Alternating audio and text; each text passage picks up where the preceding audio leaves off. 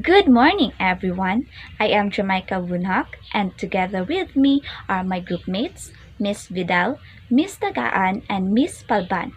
And today, we are going to discuss about the trait theory of personality. But before that, let me first present to you our objectives.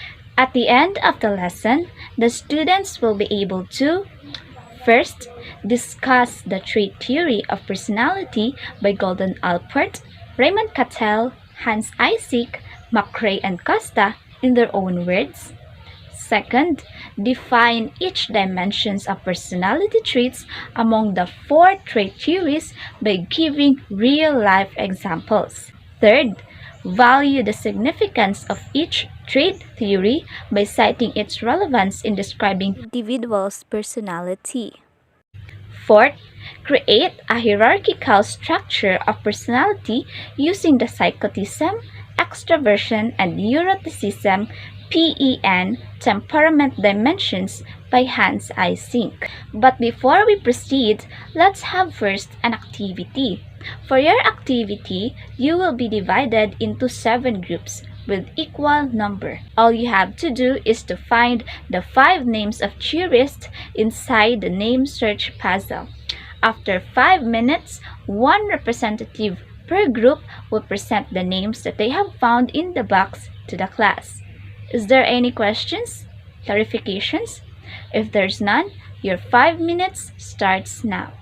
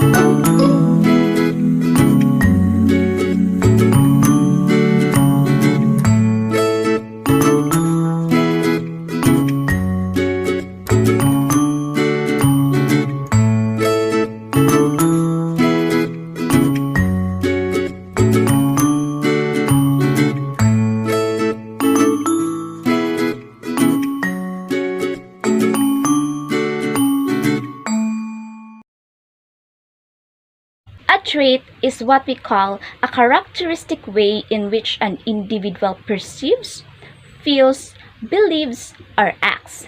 When we casually describe someone, we are likely to use trait terms.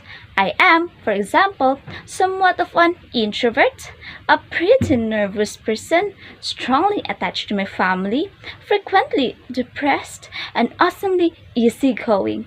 I have good sense of humor, fond of languages, very fond of good food, not at all fond of exercise, and a little bit obsessive. You see, I have just given you 10 traits that actually go a long way towards describing me. Traits in psychology refer to the ways in which we generally describe a person. The descriptive terms such as outgoing, short-tempered, generous are all traits.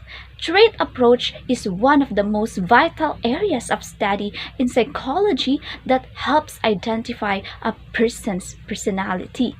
Traits can be defined as stable characteristic that causes a person to depict a response to any situations in certain ways. Trait theories indicate that the traits are always constant regardless of the situation. For example, I am an optimistic type of person. No matter what the situation and the problem is, I keep on thinking positively because this is me. This is my trait, and I have this trait in me no matter what the situation is.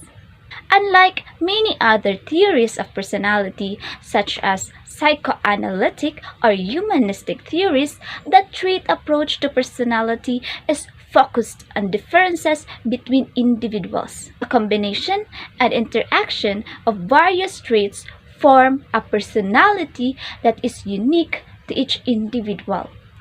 Trait theory is focused on identifying, measuring these individual personality characteristics.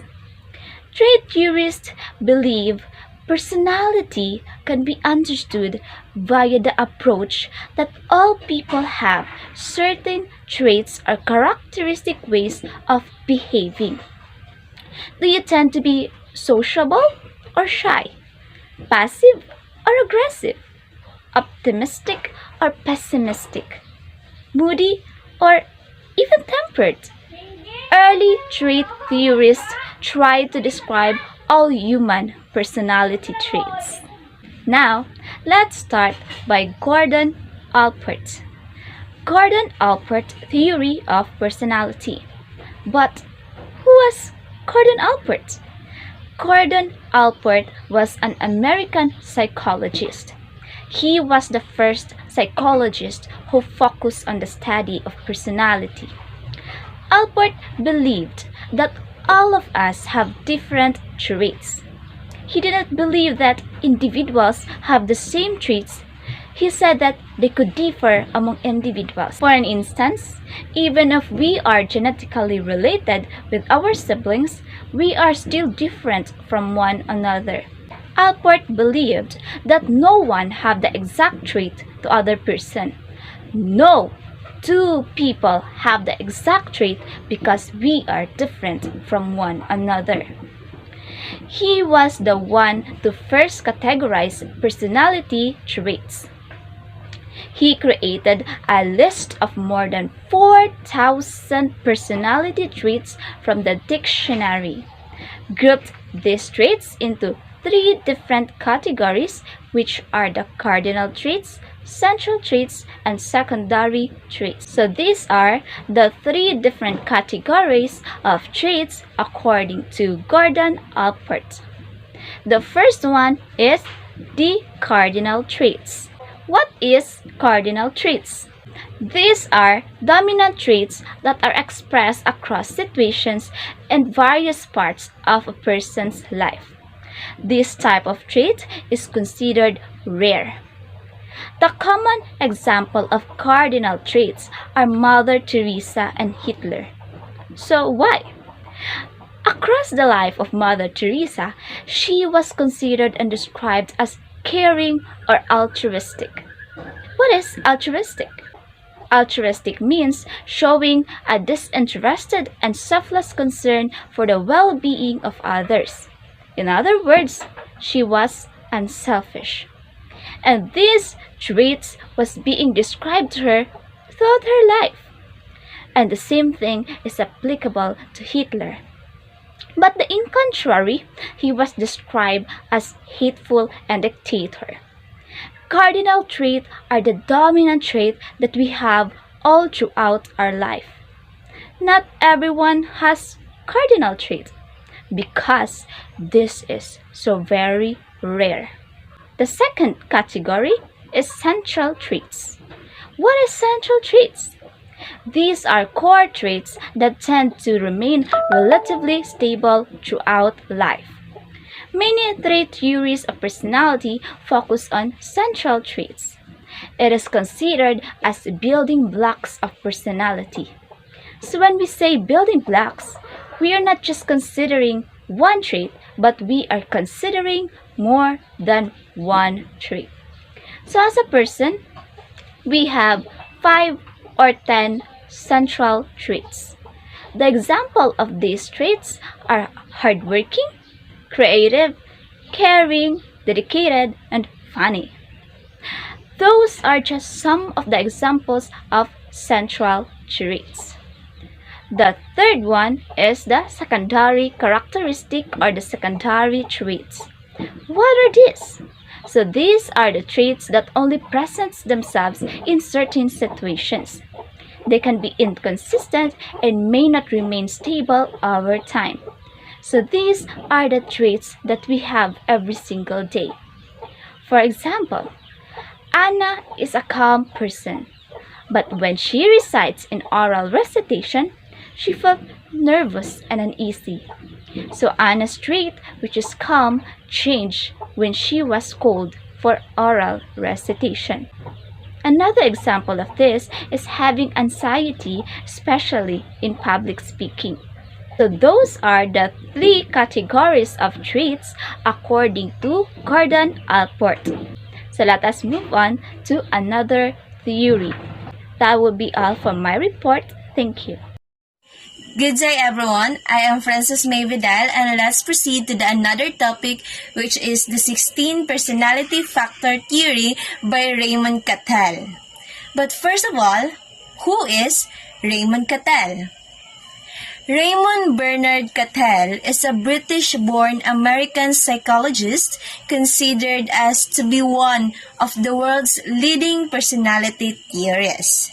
Since that people have long struggled to understand personality and numerous theories have been developed to explain how personality develops and how it influences behavior, one such theory has proposed by psychologist Raymond Cattell. He created a taxonomy of 16 different personality traits that could be used to describe and explain individual differences between people's personalities.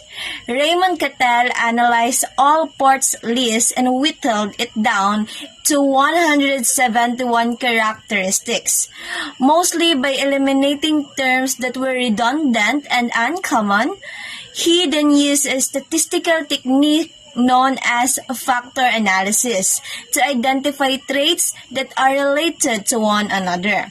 With this method, he was able to whittle his list to 16 key personality factors. Here are the 16 personality factors by Raymond Cattell. First is the warm factor. Refers to the characteristic of being outgoing versus reserved. The individual with high score in this factor is being outgoing, attentive to others, and participative. For instance, a person who feels comfortable around people. On the other hand, the individual with low score in this factor is being reserved. A person who doesn't share his feelings, thoughts, or emotions is an example of someone who would describe as reserved. Second is the reasoning factor. Reasoning or factor B is defined as the only cognitive ability compared to 15 other personality dimensions. It refers to the characteristic of being abstract versus open or concrete.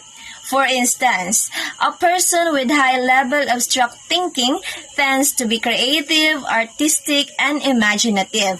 On the other hand, we have concrete way of thinking, or they are likely to be precise, they like to reason out in realistic motor, they are sensible in logic, generally detailed in terms of information. The third factor is emotional stability. This factor tends to describe a person's coping mechanism in terms of his or her own emotional response towards certain situation. This emotional stability factor likely describe a person calm versus nervous.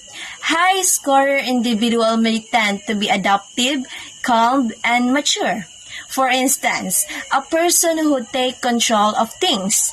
On the other hand, a person who is likely to have low score in these dimensions appears to feel upset easily, reactive to the situation, and generally having some difficulty in controlling his or her emotion response. For instance, a person who rarely notices his or her emotional response. Fourth factor is dominance, characterized with being dominant or forceful versus submissive. Highest scorer in this factor is likely to be stubborn or being assertive, being aggressive or bossy. So they are forceful and demanding when dealing with others. For instance, as someone described as forceful as they express their opinions and wishes in a strong, empathic, and confident way. On the other hand, the low scorer in this factor tend to be submissive and they do not want to have conflict with others. For instance, they are the person who is obedient, cooperative, and likely to be accommodating. The fifth one is liveliness. Tends to describe the characteristic of being spontaneous versus restrained. Person with high score in liveliness tends to display high energy level in social gatherings. For instance, a person likes to be spontaneous in speaking and interacting with others. They are a happy-go-lucky type of person. Most likely, they are cheerful. On the other hand, a person with low score in this dimension likely to be seen as quiet, reserved, and serious type of person. For instance, a person who don't talk a lot and uncomfortable around with others. The sixth factor is role consciousness. The factor of dutifulness or the role consciousness best described as characterized with conforming versus non-conforming. A person with high level of rule consciousness tends to be organized and they like to follow the authority and also desire to confirm or conform duties and responsibilities. For instance, a person who respects the authority. In contrast, low scorer disregard rules as they are non-conforming to rules and regulations. For instance, a person who opposes the authority. The seventh factor is social boldness. Is characterized with being uninhibited versus shy. Social bold individual or high scorer in these dimensions tend to be a confident and adventurous. For instance, a person who enjoys being part of a group. On the other hand, a person with low score in this factor tends to be shy, timid, sensitive, and intimidated by others. For instance, a person who is quiet around strangers and find difficult to approach others. The eighth factor is sensitivity. Is characterized with being tender-hearted versus tough-minded. A person with high score in this factor tends to describe how an individual affected by situations. For instance, a person being sensitive or being intuitive and somewhat refined. On the other hand, a person with low score in terms of this could be more self-reliant and more tough. For instance, they are the person who is persistent and resilient in the face of failure, loss, and challenge themselves more. The ninth factor is vigilant, described by being suspicious versus trusting. So, a person with high score in this factor likely to be distrusting and vigilant and tends to be suspicious, skeptical, and generally described as oppositional. For instance, a person who distrusts people. On the other hand, a person with low score in these factors tend to be trusting, accepting, easy, and most of the time unsuspecting to others' motive. For instance, a person who believes that people seldom tell her or his the whole truth. The 10th factor is the abstractedness. Describe a person's being imaginative versus practical. A person with high abstractedness tends to be imaginative and somewhat impractical, so they are being absorbed in ideas and generally like abstract thinking. On the other hand, a person with low score in this factor, he or she tends to be practical or solution-oriented and conventional. For instance, a person who are not interested in the abstract ideas. The 11th factor is privateness, refers to being discreet versus open. People with high level of privateness refers to being discreet or being sophisticated. For instance, a person who enjoys his or her privacy. On the other hand, a person with low score in this factor is being naive or unpretentious, so they are being straightforward, they are being honest, so they are sincere and open to others. For instance, I am open about myself to others. The 12th factor is apprehension, characterized by being worried versus confident. A person with high score of this factor is someone who worries a lot, a nervous person who is not confident or brave.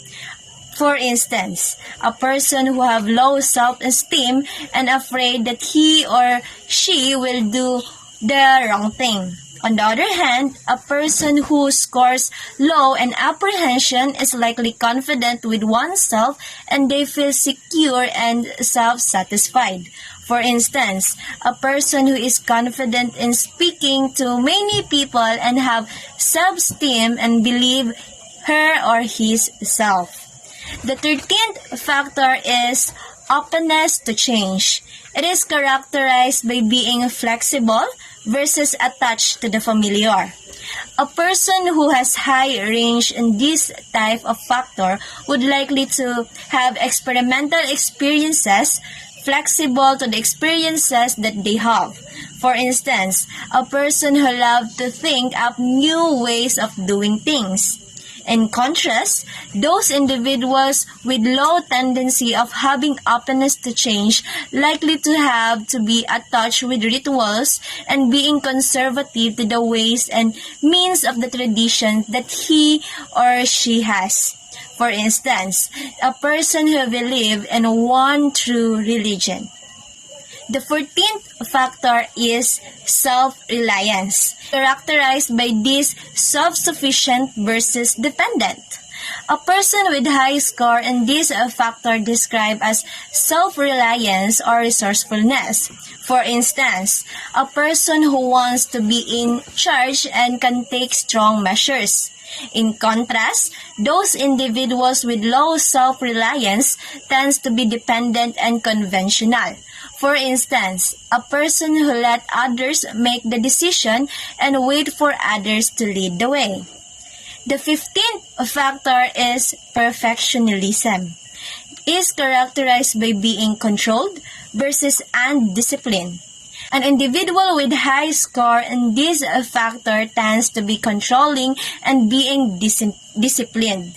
For instance, a person who will continue until everything is perfect.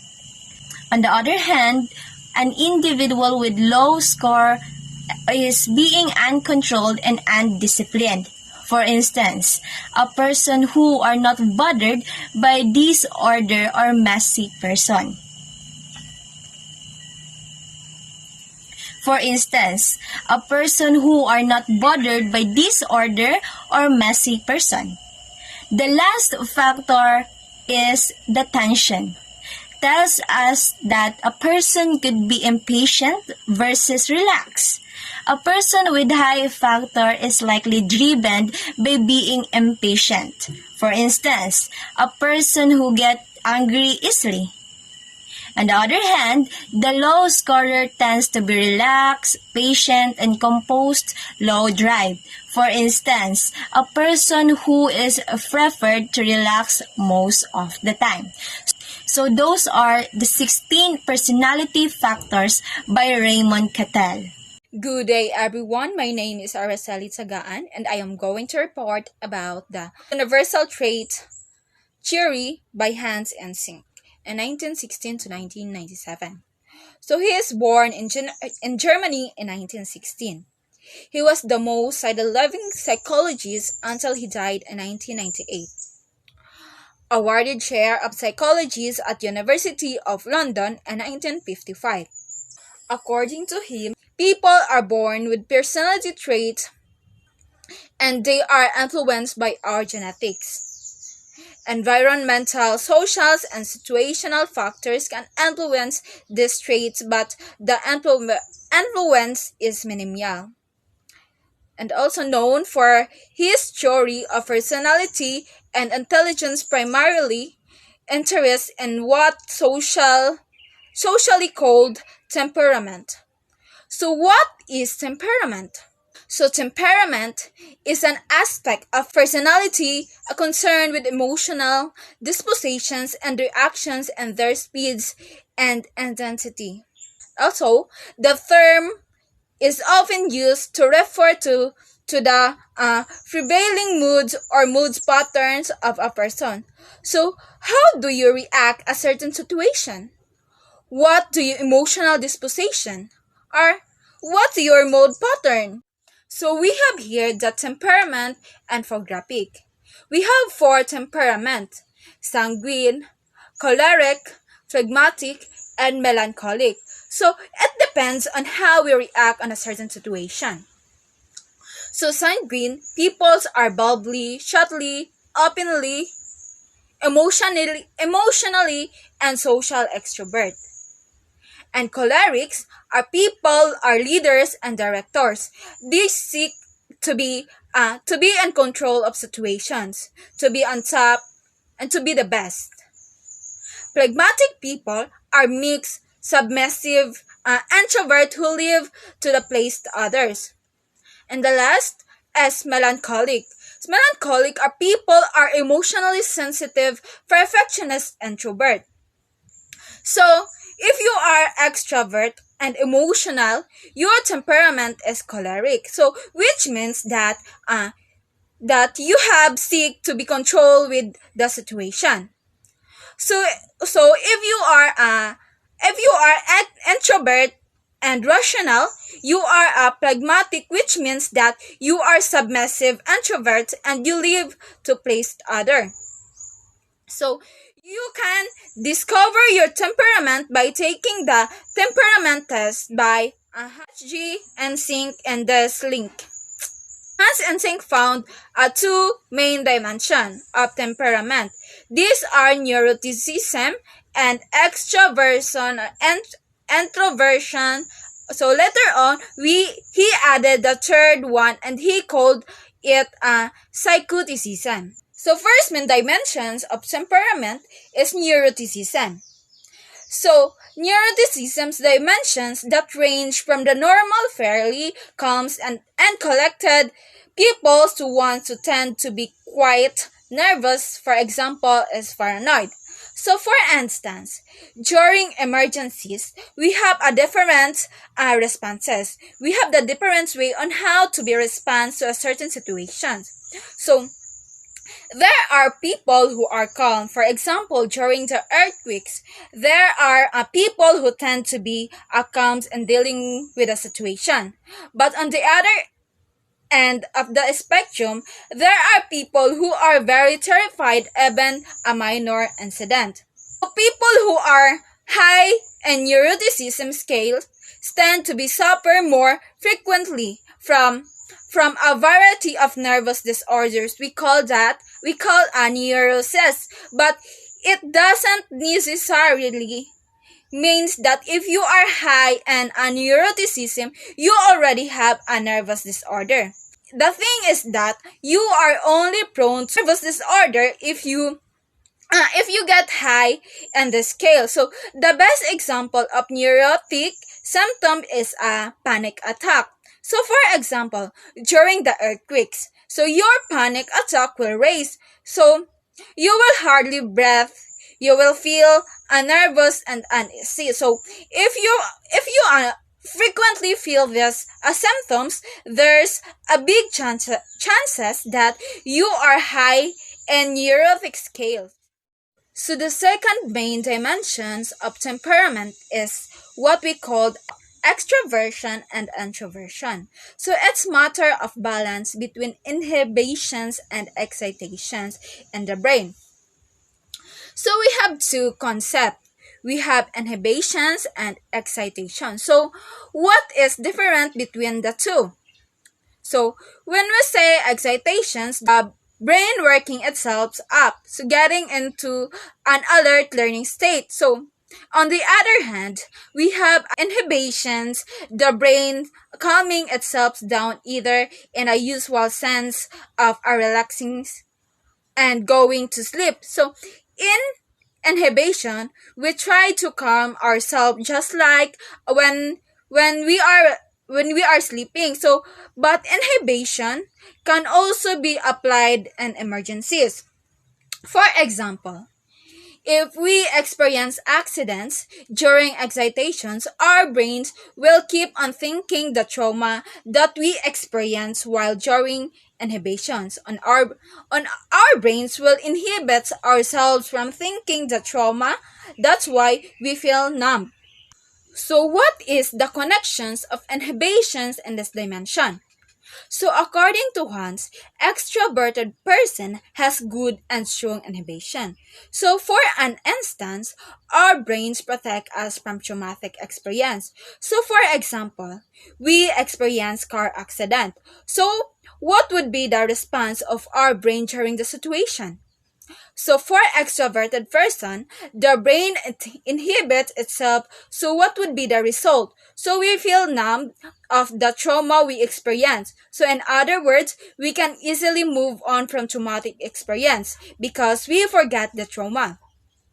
We forget the pain caused by the accident. So if you experience car accidents, it's easy for an extroverted person to move on. On the other hand, introvert has poor or weak inhibition. So if introvert persons experience car accidents, their brains don't protect them enough. In other words, you remember every single details of the accident. So you remember the trauma, you remember the pain because you are highly alert. You remember everything that happened.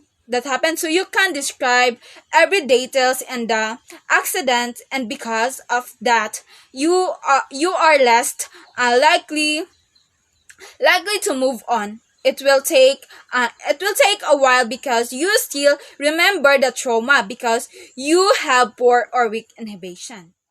So the third temperament dimension is psychoticism.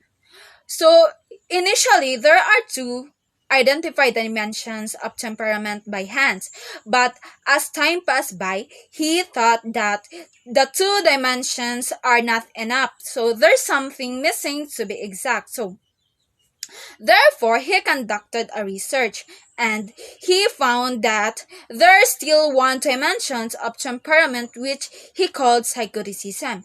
So, what is psychoticism? So high psychoticism doesn't mean you are a psychotic or doomed to be, but it doesn't mean that you are high scale or psychoticisms you are already a psychotic, but the thing is that you only have a minimal qualities found among the psychotics. So these are the qualities found in the people high and psychoticism. So certain recklessness, disregards of common sense of convention, you didn't follow the norms of the society, the rules and regulations of the government. So a degree of inappropriate emotional expressions, for example, your parents died but you didn't feel any pain. It feels like nothing. You don't feel anything. And this is the dimensions that separate people who end up institutions from the rest of humanity. So we have the hierarchical structure of trait. So Eysenck conceptualizations if of each of these three traits: extraversion, neuroticism, and psychoticism. So as settings up top of their own hierarchy. So an example is in the organizer that is on your screen. So as what we can see, in the topmost level, we have a super traits, which is the extroversion.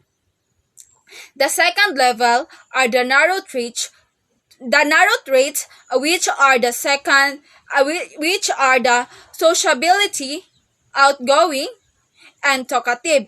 And the third level is the habitual response. So under the sociability traits, it's a habitual response or love to spend time to other people and excited to meet new friends.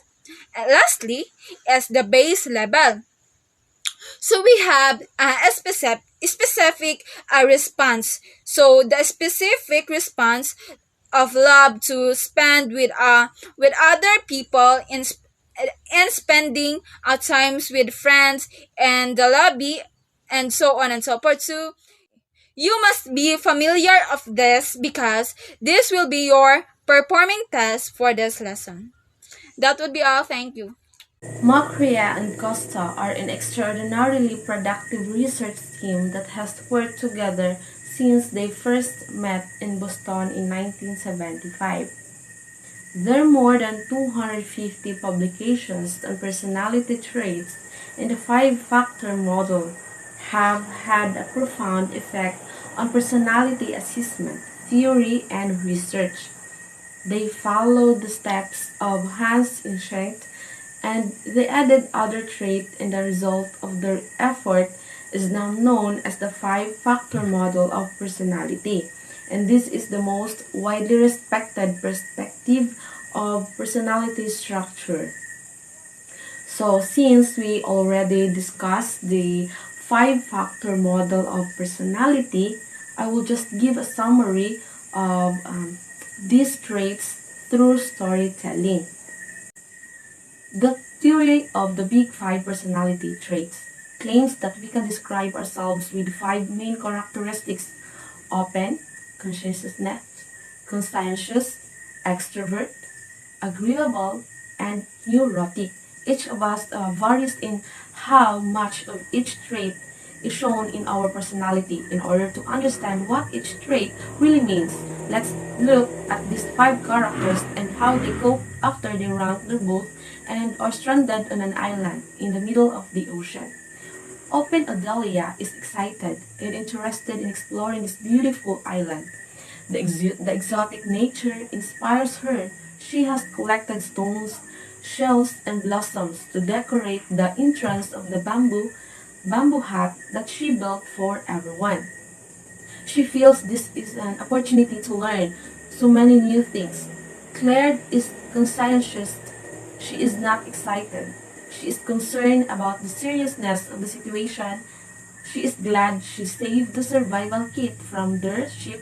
As usual, she is prepared and starts the crucial task right away. She feels that it is her duty to organize everyone and make sure that they will start looking for the things they need for survival, fresh water and food.